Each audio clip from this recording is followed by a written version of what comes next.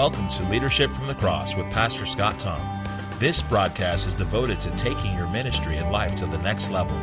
No matter what the level you are at, let us help advance your leadership skills.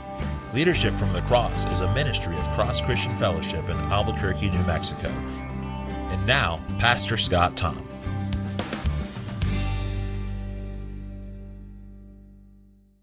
Long time ago, in a place far, far away, well, back in Albuquerque when I was a young man and just got saved, God gave me a vision to plant a church.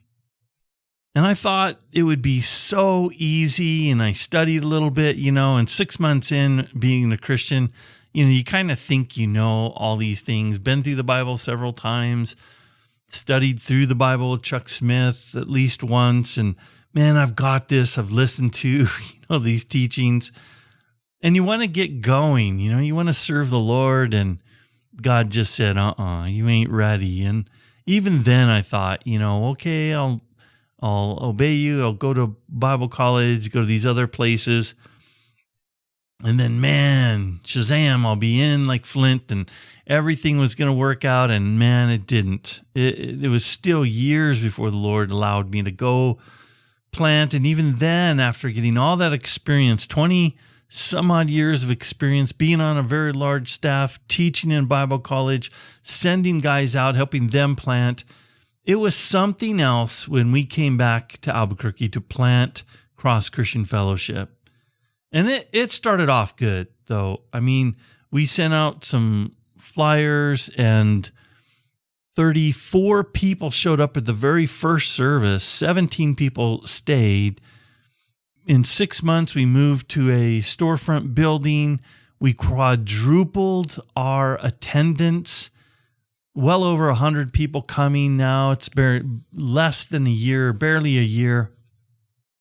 And we're growing. We're running out of space. And I thought, man, we just need to move, and we need to become a mobile church, because I couldn't find a building. I said, let's go into a theater. That'll work out. And it did not.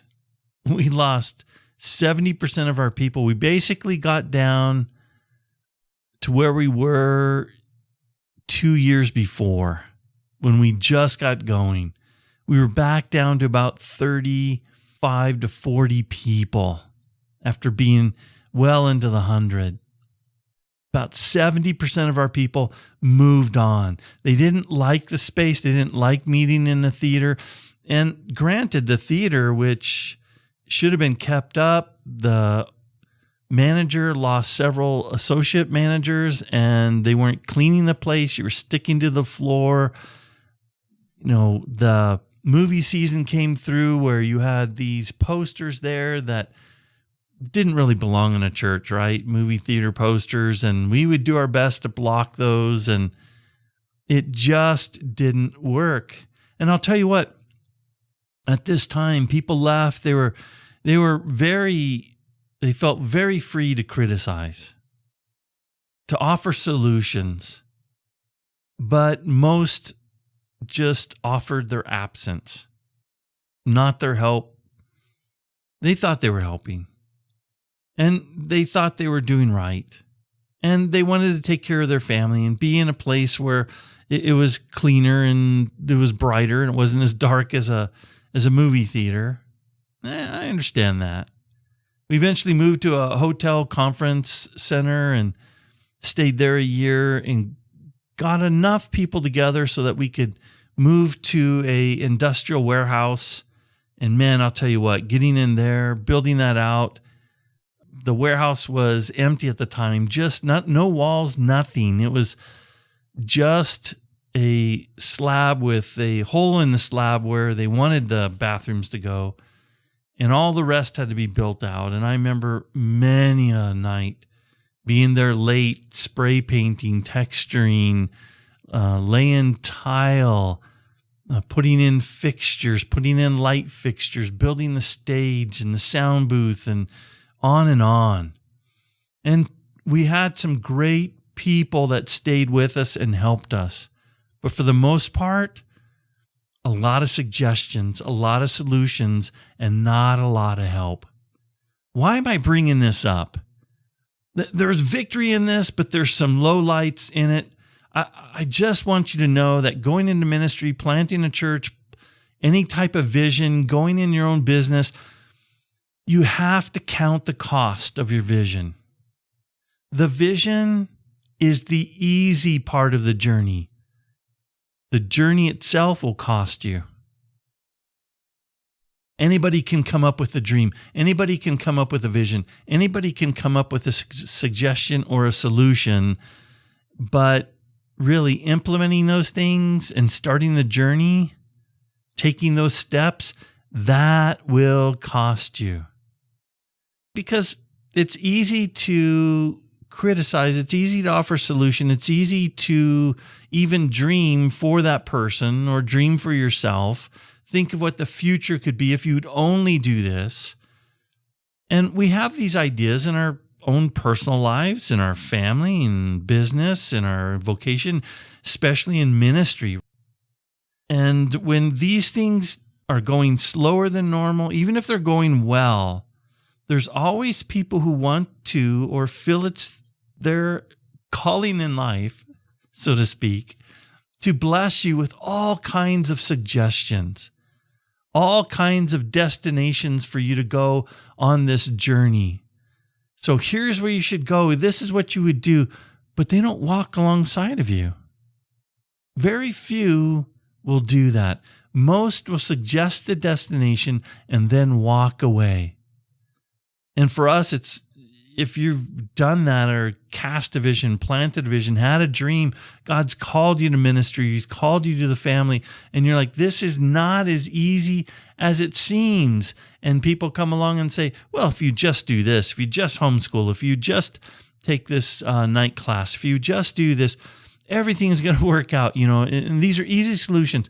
Oh yeah, easy for you to say. You're not the one going to school. You're not the one sacrificing. You're not the one losing sleep.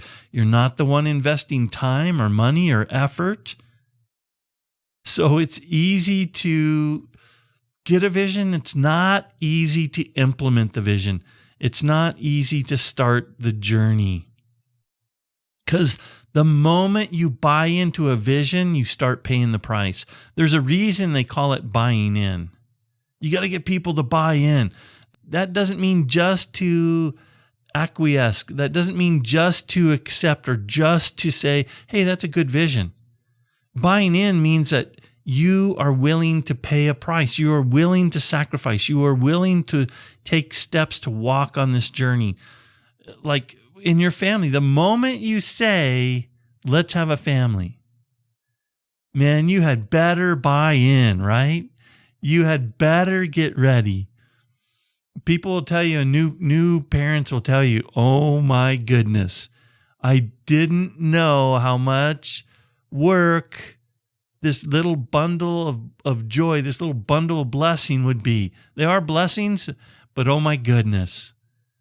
Day and night, because it hits you then, right? You're thinking, hey, for the next 18 years, 24/7, 365, this little person is my responsibility. It's going to take time and energy and thought and money and everything else that goes along with it. Same thing with starting a business, same thing with starting a ministry, right? That's why they say, this is your baby. Here's your baby. You're giving birth to it. Paul even talks about that, right? Alluding to how he birthed this church or he birthed this work. And that's why you can say to some people, in the sense, being a father in the faith. Not a father in the sense where you are the initiator of it. You know all things. You're saying, I don't know all things. But the work, the effort that went into developing this, to getting this person saved and getting them trained, you've birthed this work. It's so true to the analogy. Jesus said, no one having put his hand to the plow and looking back is fit for the kingdom of God in Luke 9:62, right? And that really means it's not just that you work. What he's saying is, you're committing to the property. If you buy this property, and you say, I'm going to be a farmer, you've now committed to the journey. You have now committed to the price. Why? There are people that, oh man, being a farmer is going to be so cool, and having your chickens and having fresh fruit and fresh meat and all this other thing. Oh, well, that part is great. But getting there is a lot of work. You have got to just starting to plow. That's the very beginning steps, right? And that's hard work right up from the beginning. You got to plant and water and weed. You've got to protect it against varmints and pest control, repair the equipment, get new animals, or new modern days, get new tractors and pay those off and harvest. And man, it is a lot of work. And when Jesus was saying this, he's saying, if you're going into ministry, if you're making a commitment to me, don't do it half-hearted. You had better, from the beginning, think about the cost and commit yourself to that cost. Commit yourself to pay that price. Buy in lock, stock, and barrel, everything. So the first point, really, and I think you're getting it, is that coming up with the vision, coming up with the dream, coming up with a destination, where you want to be in 5 years, where you want to be in 10 years, where you want the ministry to be, where you want the family to be. That's the easier part. And sometimes that's not always easy, right? But that is the easier part. Then once you start the journey, though, you have to buy in, and you have to realize that it's going to cost you. And the second point then would be you always pay the price sooner than you think, and you always pay more than you think. Always. It's going to be draining financially, emotionally, physically, spiritually. You're going to have those days. You just have to put it in your mind. You're becoming a new parent. You're going to have those days you feel like a failure. You've not made the right choices. You are exhausted. You're not given the time and energy and resources and money, spiritually, emotionally, that you should have to the family, to what everything is. You're also going to have that, whether it's business, whether it's a ministry. There are going to be times where you just want to give up. But you have to be, from the very beginning, say, I'm going to hit those bridges that are knocked out. I'm going to hit those plateaus where I'm winded. I'm going to hit those dark days, but I will push through. And I really think this is why God doesn't spell out the whole dream. You know, he kind of gives us this vision, puts this burden on our heart, and we know there's going to be some work in it, but we don't know the major price we're going to pay. We don't know that it's going to cost us sooner. This reminds me of Joseph. God gave him this dream, literally a dream, right? A vision. You are going to be a leader among men, even a leader among your brethren. They are going to bow down to you. And he is so stoked, man. He's like, I'm going to go share this dream. I don't know how long it's going to take or whatever. I'm just going to start talking to my brothers, my parents, everybody, man. I'm going to share this dream. I'm going to cast the vision. Wrong-o. He paid for it immediately, right? He immediately started paying the price for this dream as his brothers began to criticize, reject him, beat him, sell him off into slavery. Had he known he would become a slave, then a prisoner in a political prison, and be there for years, he may not have started that journey. He may not have bought into the vision, right? But it was worth it. He said at the end, man, you guys meant it for evil, but God meant all this for good. I wouldn't change a thing, in other words. All the great biblical characters paid the cost. All the great biblical characters paid the cost in one way or another. Remember Elijah? And we see Elijah do these fantastic things. Here he is, on the mountaintop and challenging these 450 prophets of the false gods, great victory. But he had 3 years in waiting, in training, in the wilderness with a drought going on, being fed by ravens, drinking water from a spring. What did he do all that time? He spent time with God. He spent time probably in the Word with whatever he had. Basically time in prayer, prepping his heart, falling in love with God, being made sturdy, steadfast, strong, an outdoorsman, man. You know, when we think of John the Baptist coming in the power of Elijah, we don't think of Elijah so much in that sense, this outdoorsman, this rough and ready rider, this guy who basically was the survivalist. He was a survivalist. That's why he could stand up when the time came. He was toughened up. Think about Nehemiah and the opposition he faced. Think about Noah and the labor he faced. Think if God had told them everything they were going to face, would they complete the mission? Would they start the journey? Maybe, maybe not. But he doesn't always tell you or spell that out, because you're always going to pay the price sooner than you think, and you're going to pay a deeper cost, a heavier cost than you think, always. I don't care who you think. I don't care how much training. I don't care. You're always going to pay more. And some of you who've been in ministry for a while, you're shaking your head right now, aren't you? In agreement. Yep.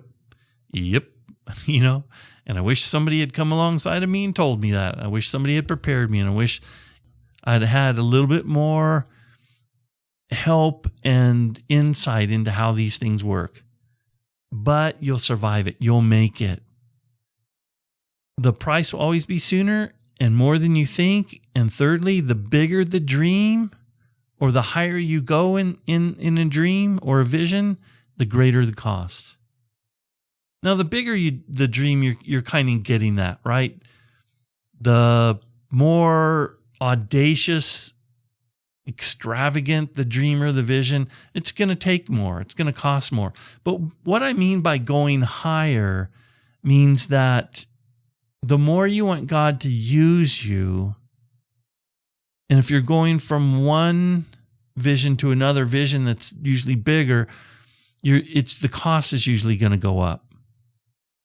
Jesus just said that he who is greatest among you shall be your servant. Nehemiah was called with a great calling.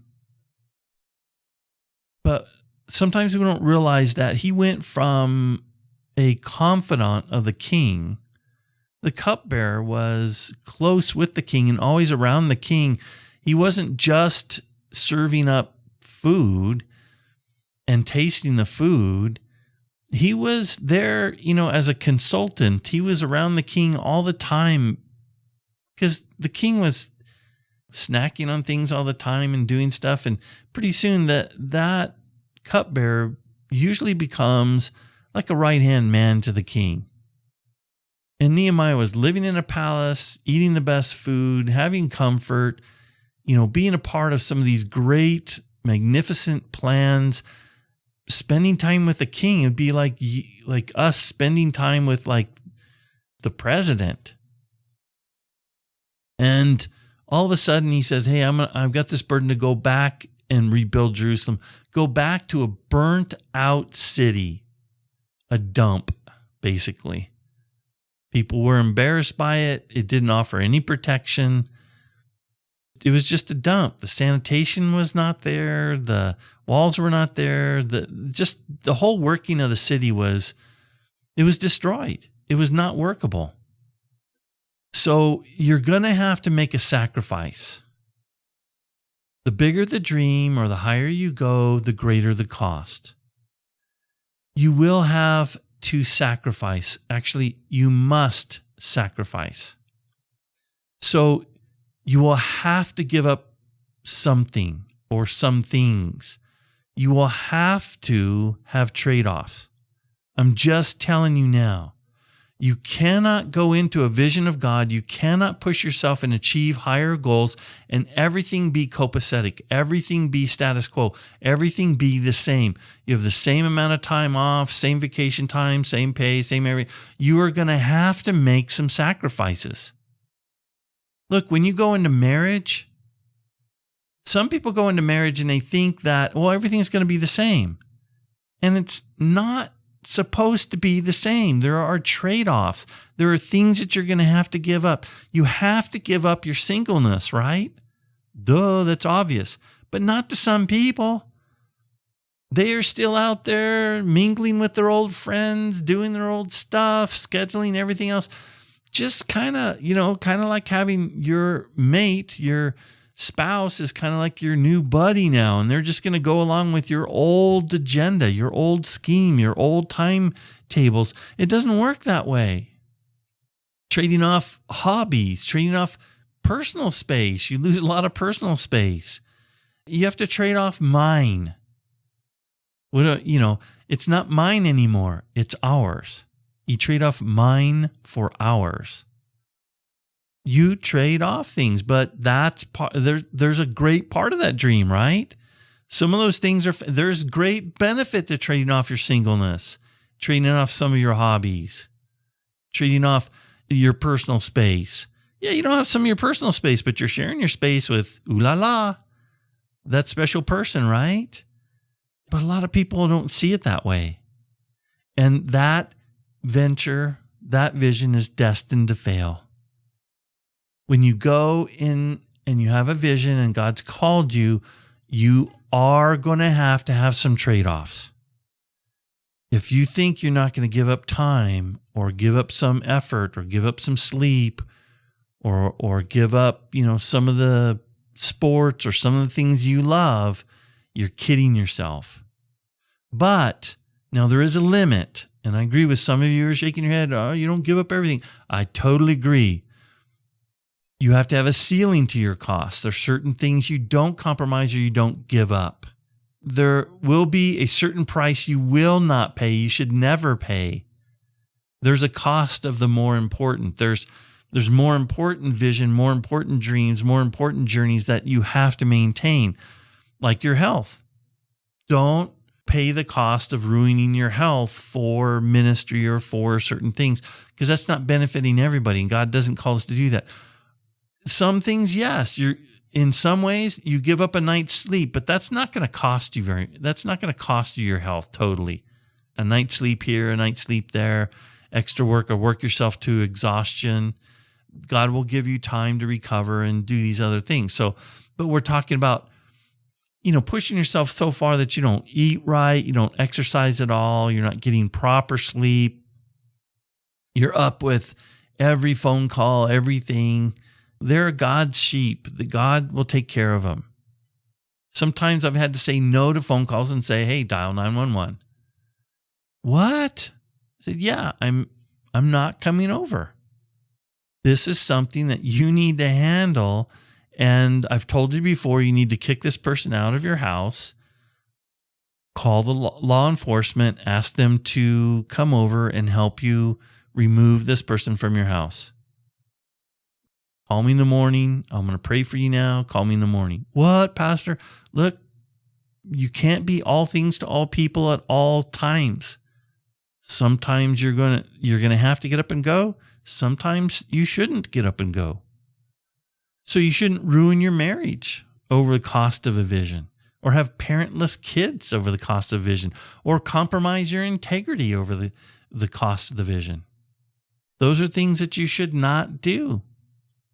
But you are going to pay a price in other ways. So be willing to pay these costs. There are some costs that you just cannot avoid. You're going to have them come up. Time, effort. One of the things I said was criticism. This is one of the hardest things to deal with. You're going to get criticism from those people who don't like you, for sure. You're going to get criticism, but you're going to get criticism even from people you care about and from people who care about you. You're going to get criticisms from people who mean well, but don't understand. They're misspeaking. They're not informed. They don't know all the things that are going on, or they're just naive, or they have a bias. I'll give you an example. We launched our Bible college. We launched this program, this Leadership from the Cross. No other doctrine. And we'd like people to know about this. So we'll post it on Facebook. We'll tweet about it. It's on our website. The Bible college, we've talked about that. And I've had somebody, a couple people who have posted on a Facebook post, and one of them was just a joke. I love putting up jokes, having somebody laugh at something, just dry humor, right? And get them up there. And somebody apparently had seen maybe a post for one of these other things where I talked about the Bible college, or, hey, we got this great Bible college where you can learn, or, by the way, we have these podcasts. They're free. You can download them and get blessed by them. And somebody posted that, oh, Pastor Scott, you're going the way of these heretics. You're going the way of these TV preachers. You're learning how to market yourself and how to get all this stuff out and glorify yourself.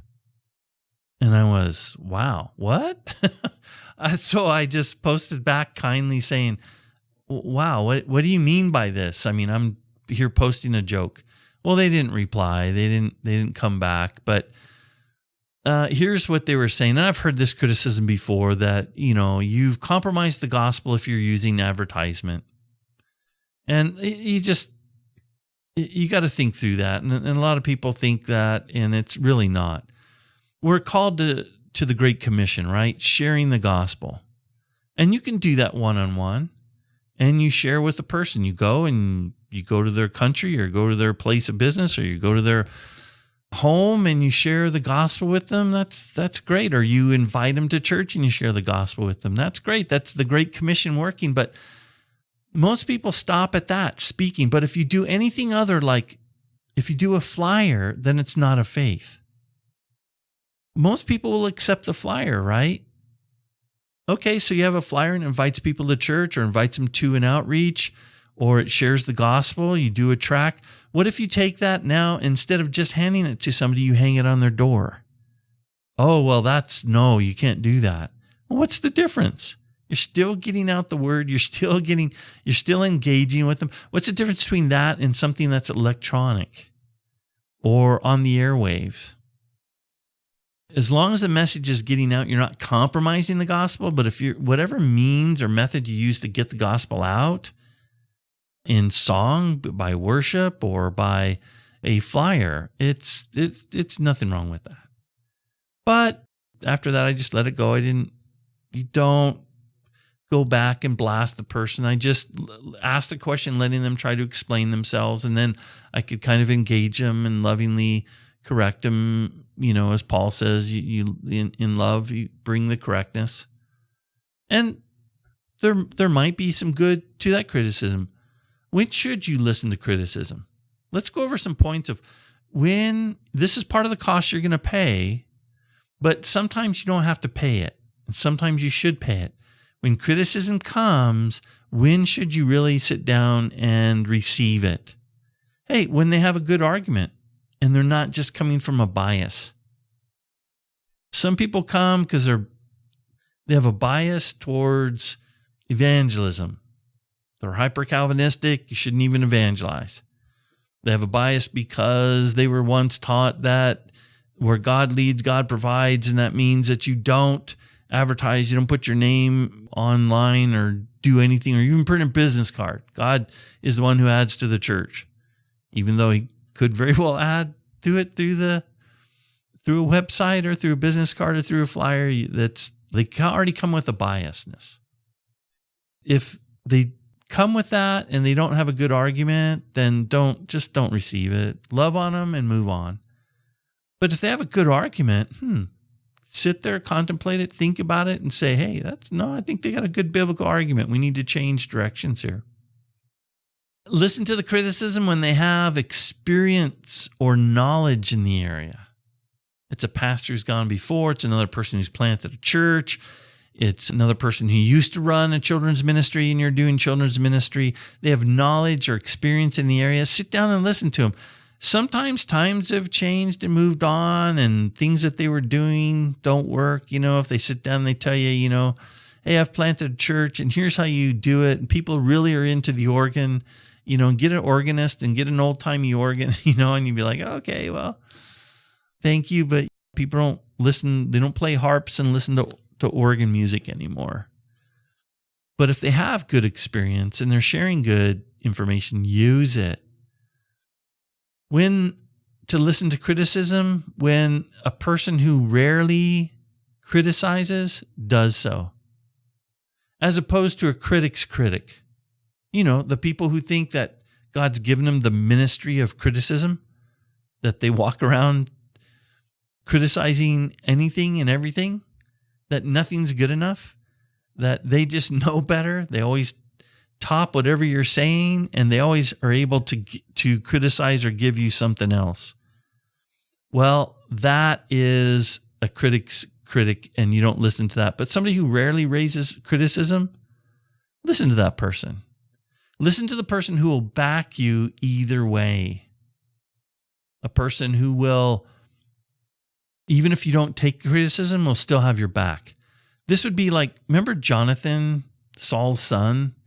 David listened to him because Saul would sacrifice a lot. He wanted David to become king. Saul was in line, or Jonathan was in line to become king after Saul passed away. So listening to Jonathan, yeah, you'd better. And he would tell David just honestly from his heart what he really felt needed to be done or what God was doing. The cost you may have to pay is facing your fears. Talking in front of people, you're going to have to face fear of failure, fear of criticism, fear of ridicule, fear of the unknown. You're going to have to face those things. That's part of the cost. Fourthly, you got to be willing to pay whatever is a reasonable biblical price then. Facing your fears. Peter, he was a devout Jew. No, Lord, I'm not going to eat these things. Rise, Peter, kill and eat, right? And even Paul had to rebuke him because when the Jews showed up, Peter quit eating with the Gentiles in Galatians and then ate with the Jews. And he had to address that. That's good criticism, and that's putting fear of people away. We're going to have limitations. We have fear of limitations, but you have to overcome them. Apollos had a limitation of, he didn't know too much about Christ, but yet he went out and engaged in the debate with people. And that led to great character development. Most people stop when the cost is at their pain threshold. So some people won't even start the journey because of all these fears, and they don't even want to start facing the fears. Their pain threshold is just when they receive the vision. And they're like, man, I'd love to do that. That's never going to happen. No, they may talk about it, and you've met these people. They come up with all kinds of visions. They talk, but they never start the journey because they just don't want to cross that pain threshold. So some never start. They remain in that kind of dream realm. Others, they'll start, but they give up somewhere along the journey, sometimes early, sometimes in the middle, because, wow, I plowed the field, but I didn't know it'd be this hard weeding the place, fixing stuff, taking criticism, fighting off rodents. Then there are those who see it through and they see God's completion. They complete everything that they were called to.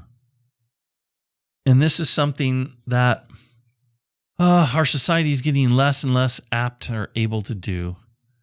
And let me just go to one of my pet peeves. I love sports. I love military. I love martial arts, these kind of things, because they drive in people this threshold to go beyond their areas of fear and their pain threshold and to push beyond it. But when they, dumb down these areas and the pain threshold because we don't want people to be embarrassed. We don't want them to be humiliated. We don't want them to feel any kind of pain. So we kind of socialize these sporting events. So if the kids are getting beat too bad, they shut off the scoreboard and everybody gets a trophy at the end. But there's a good thing about making the kids feel pain. And I know that sounds terrible. And I don't mean it that way. But when a child gets humiliated on the court and you tell them, but what does that mean to you? Why you get that? What are you going to do about it? The answer should be, son, that you're going to work twice as hard, that you're going to practice twice as hard, that you're going to be out in the backyard, dribbling, shooting, doing whatever it is, that you're going to go to the batting cage and you're going to bat and you're going to get over your fear of getting hit by the ball. And these things, pushing oneself to be better, if you don't have these things, you won't push through to your dream. Then people sit back and you begin to cry. Well, they just gave me a trophy. You should just give me the money. You should just give me the raise. You should just raise minimum wage, just period. I understand minimum wage needs to be at least a competent level when you're going in. We're not slaves, right? Slave labor. But it shouldn't be the other way either, where you're like, well, I should earn enough at minimum wage where I can go buy a house. It doesn't work that way. That's your dream. See, this is the problem. You've got to push through and learn to go get that dream, which means what? Get more schooling, go into a job that takes skill, or learn a skill, or a job that most people don't want to do. Go clean things that nobody else wants to clean. You'll get paid for that because no one wants to clean it. They'll begin to pay you for that. Start your own business. There's people who started landscaping businesses and own nice homes, nice cars, nice vacations, but they've learned to go do what other people won't push through. The other people have reached their pain threshold and they won't do it. But now we've got people who are afraid to push through. If you're afraid to push through and you don't have some of this discipline and you give up at your pain threshold and don't learn to push through it, you'll never achieve God's vision for you, because it always involves buying in and paying a price, always involves trade-offs. I hope this has helped you, not discouraged you, because if you understand this, then you can be encouraged, like, it's doable if I would just hang in there. You don't have to be the smartest. You don't have to be the bravest. You don't have to be, the richest, the sharpest tack in the bunch. You just have to be one of those people that just doesn't give up.